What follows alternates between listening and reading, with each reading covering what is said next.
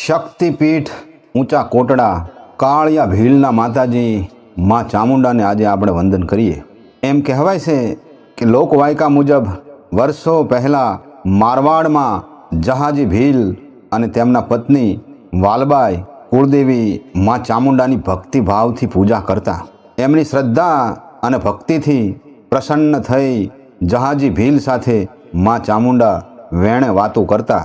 એક વખત મારવાડમાં ઉપરી 3 વર્ષ સુધી ભયંકર દુષ્કાળ પડ્યા. જહાજી ભીલને પોતાના માલ ઢોરની ચિંતા થવા લાગી.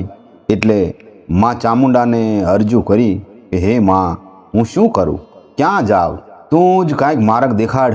જહાજી ભીલનો આર્તનાદ સાંભળી માં ચામુંડાએ જહાજી ભીલને સોરઠની ધરતી ઉપર દરિયા બાજુ જવાનું કહ્યું. જહાજી ભીલ અને માતા વાલબાઈ મારવાડથી નીકળી સોરઠમાં ગોહિલવાડની ધરતી ઉપર ગઢ કોટડા આવે છે અને માં ચામુંડાની શ્રદ્ધા ભક્તિથી પૂજા કરે છે. જહાજી ભીલના ઘેર શેર માટીની ખોટ હતી. એટલે માં ચામુંડા પાસે માં વાલબાઈ અને જહાજી ભીલ માંગણી કરે છે, હે માં, અમારા ઘેર એક પગલીનો પાડનાર આપ. હે માં, અમે તારા છોરું છીએ, તારી પાસે ના માગીએ તો બીજે ક્યાં જઈએ. અને માં ચામુંડાની કૃપાથી તેમના ઘેર પુત્રનો જન્મ થયો. તેનું નામ રાખ્યું કાળિયો. એમ કહેવાય છે કે પુત્ર કાળિયા ભીલના જન્મ પહેલાં જ પિતા જહાજી ભીલનું અવસાન થાય છે અને પુત્ર કાળિયા ભીલના જન્મના થોડા સમય બાદ માતા વાલબાઈ પણ સ્વર્ગે સિધાવે છે.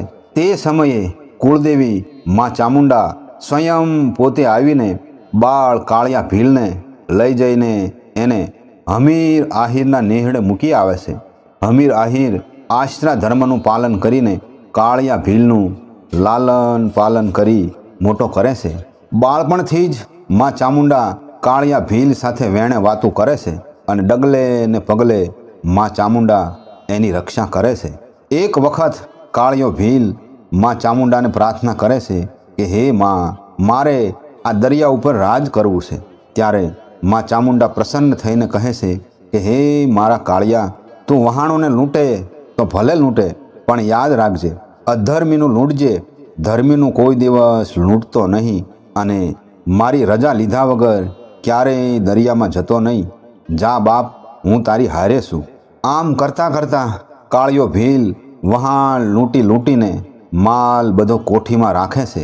એક વખત માતાજીની રજા ન હોવા છતાં પણ દરિયામાં વહાણ લૂંટવા જાય છે અને ફિરંગીઓ એને પકડીને કેદ કરી લે છે. અને ત્યાં જેલમાં બેઠા બેઠા કાળિયો ભીલ માં ચામુંડા પાસે માફી માગે છે કે હે મારી માં, મારા કુળની દેવી માં ચામુંડા, મેં તમારી વાત માની નહીં ને બહુ મોટી ભૂલ કરી છે. હે માં, મને માફ કરો. કાળિયા ભીલનો આર્તનાદ સાંભળી માં ચામુંડા કાળિયા ભીલને ફિરંગીઓની કેદમાંથી છોડાવે છે. ત્યારબાદ હંમેશ માટે કાળિયો ભીલ વહાણો લૂંટવાનું બંધ કરી અને માં ચામુંડાની ભક્તિ કરે છે. આજે પણ ઊંચા કોટડામાં હાલ કાળિયા ભીલની કોઠીઓ મોજૂદ છે. એક એવી પણ લોક માન્યતા છે કે વર્ષો પહેલાં ખાંડિયા અને ત્રિશૂળ 15 દિવસ ચોટીલાના ડુંગરે અને 15 દિવસ ઊંચા કોટડા માતાજીના સ્થાનક રહેતું. ભીલ અને કોળી સમાજ શ્રદ્ધાથી માં ચામુંડાને આસ્થાપૂર્વક નૈવેદ્ય, લાપસી વગેરે ધરાવે છે. ચૈત્ર નવરાત્રિમાં અહીં 18 વર્ણના શ્રદ્ધાળુ ભક્તો માં ચામુંડાના દર્શને પધારે છે.